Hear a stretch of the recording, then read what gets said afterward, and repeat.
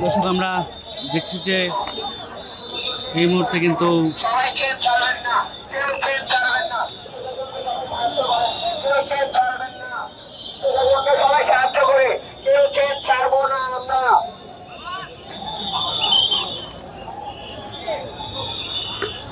দুই গোষ্ঠী এবং প্রিয় সচিব তারা বোধহয় বের হয়ে যাচ্ছেন এবং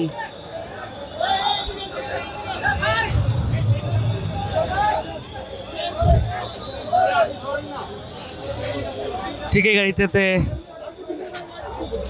আমরা দেখলাম আইন উপদেষ্টা তিনি কিন্তু বেরো যাচ্ছেন।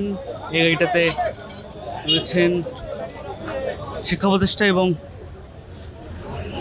এই গাড়িটিতে প্রেস সচিব চলে গেলেন এই মুহূর্তে।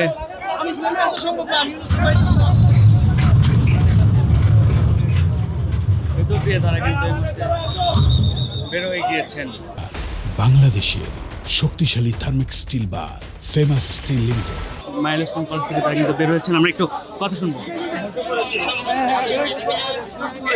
পরবর্তীতে ব্যাক করে গেছে, আমি শুনেছিলাম যে পেছন চলে গেছে, কিন্তু আমি পরবর্তীতে ছাত্রদের বুঝিয়ে, কালকে একটা মিটিং আছে আপনারা জানেন, ছাত্রদের প্রতিনিধি 5-6 জন যাবে, আমাদের ঊর্ধ্বতন কর্তৃপক্ষের সাথে কথা বলেছি, তারা এখন কিছুটা প্রশমিত।